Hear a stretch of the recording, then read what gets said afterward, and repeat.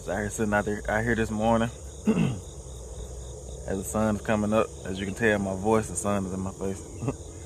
But it's early in the morning and I hadn't even brushed my hair and I hadn't had my coffee, hadn't did anything. I just wanted to come down and check out the pond because I came down yesterday and I can't even see the camera because the sun's in my face, but I came down yesterday and cleared out around the pond down. Let me just turn around so you can see. Yeah, but I came down yesterday and cleared out around the pond down. As y'all have seen on the video, it's real growed up. And instead of working on Emma yesterday, I felt led to just clear around the pond down. And I worked on my weed eater, thinking I was gonna do it with my weed eater. I went and got a new spark plug, changed the spark plug, worked on the weed eater for about 3 hours. And you know, I still couldn't get the weed eater to run. It would run, but it wouldn't stay running. Like once I let off the gas, it would start running.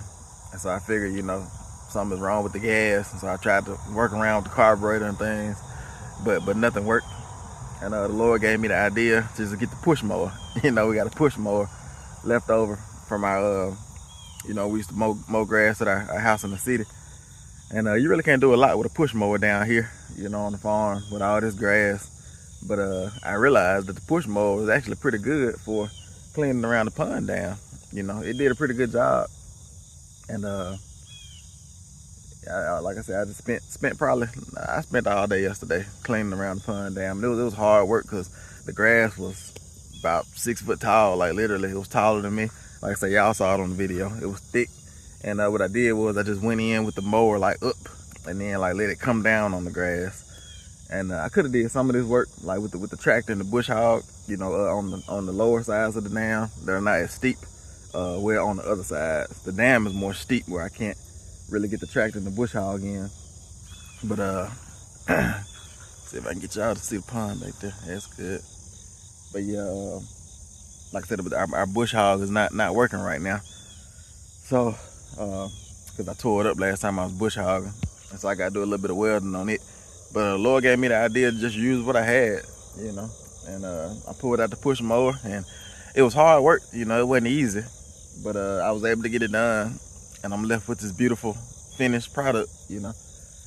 And I just woke up this morning. As soon as I woke up, you know, because I was thinking about the pond, because I worked so long that I worked all the way through dark last night. It was probably about 8 o'clock, 8:30 by the time I got done. When I was on that side over there, that whole side I did in the dark, so I really couldn't see it, you know. And so I thought about it all night, and I couldn't wait till the sun came up. So I woke up, you know, didn't brush my teeth, didn't comb my hair, like didn't wash my face, hadn't read my Bible yet. But I just came on down to look at it. And that was a beautiful thing because it's like when I used to work with my dad, you know, doing jobs like this, cleaning up, like restoring properties, like bush hogging and all those things. It's like this is what I was missing, you know. It was the opportunity that after I did a job and after we took this property that was like, you know, overgrown and trash everywhere, and we cleaned it up, it's like I didn't get a chance to see it like the next day. Megan, bring me my coffee. I mean to interrupt you. Oh yeah, you fine. Thank you. Megan back there, y'all. Hi, good morning, everybody. Yeah, I was just telling them that I came down to the pond to see my work because I, you know, it was so late last night when I got done, I didn't get a chance to see it. Mm-hmm. Yeah, so I thought about it all night and all morning. I couldn't wait.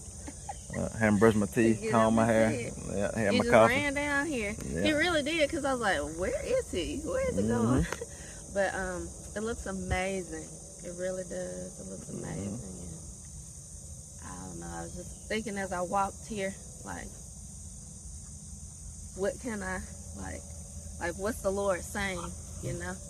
And I just felt so grateful, you know, like walking up here, and I just got a glimpse of what you were saying about, you know, being able to see it the next day, being here and being in position.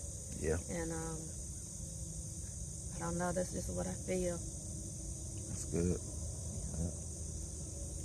Let me drink my coffee, thank you. Bye. All right. Let me get my coffee situated, y'all. There we go. Yeah, the dogs, they're enjoying it too because they haven't been able to get to the pond to drink water easily in a while. They had to fight through so much stuff to get down there. But yeah, like I was saying, 1 second, let me sip. It's good.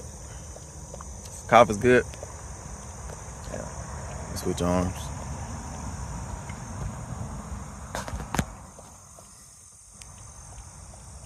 Yeah, we're just unscripted with this one right here. Like I said, I just want to pick up the camera and I'll take you all along for the journey, because it's just a beautiful thing.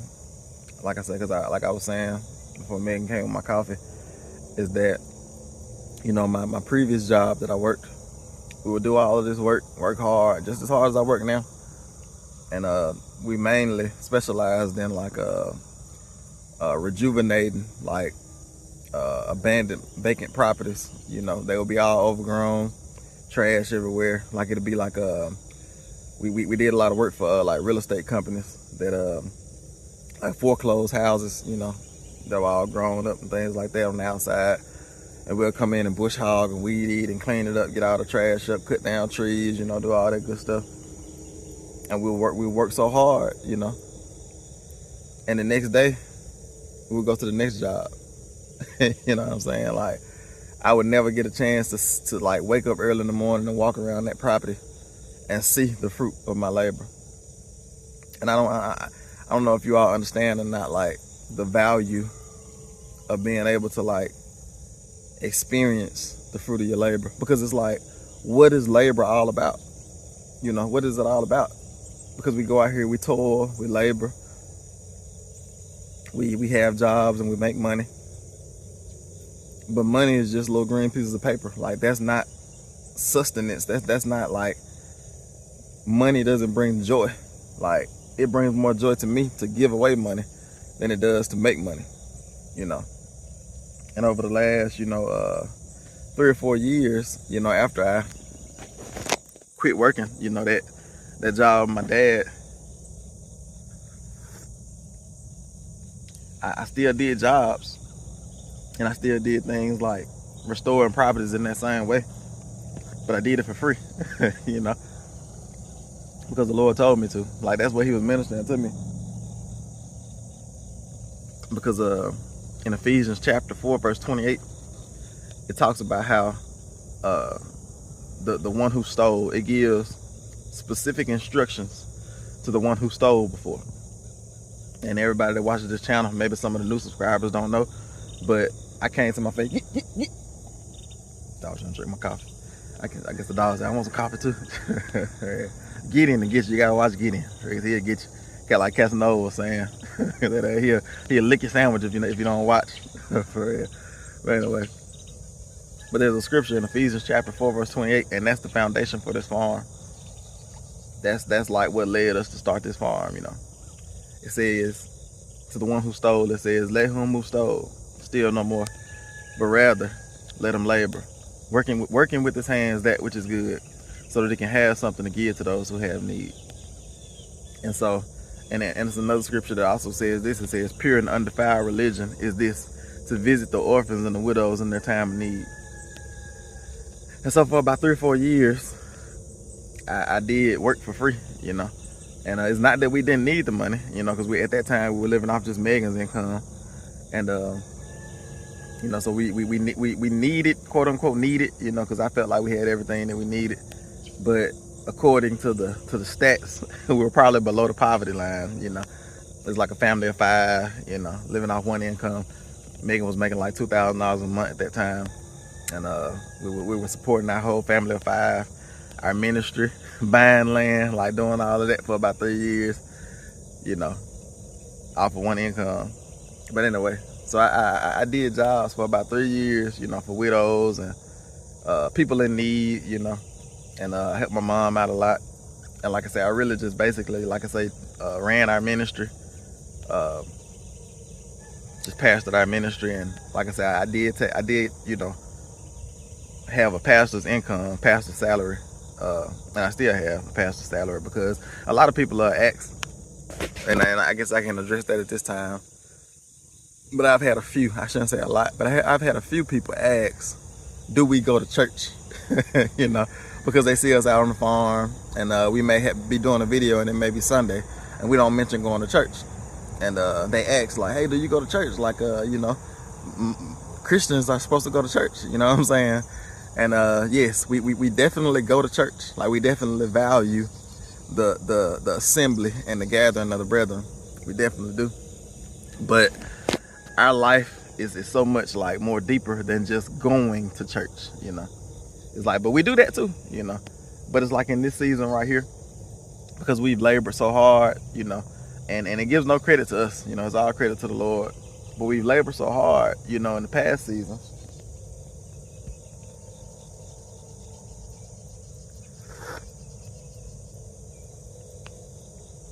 That the Lord told us to take a year-long Sabbath, you know, to like sell all of our properties in the city, give away the rest, which we did. We sold some and gave away some. And he told us to move down to the farm. And we came down to the farm in an unfinished camper. We came down here with nothing. There was no fencing, there was no Emma, there was no water lines, there was no septic, there was no anything. We hauled water, we lived off grid for about 9 months. We powered everything with solar and with a generator, you know. And we simplified our lives a lot. And it just reminds me of John the Baptist. You know, he was out in the wilderness eating locusts and wild honey, you know, but the Lord was with him, you know. It's like in this season, the Lord has told us to take a year-long Sabbath so that we can recover, be refreshed, you know, spend time with him and spend time together as a family, you know, because some people, you know, some Christians may just go to church, and that may be what they do to express their faith.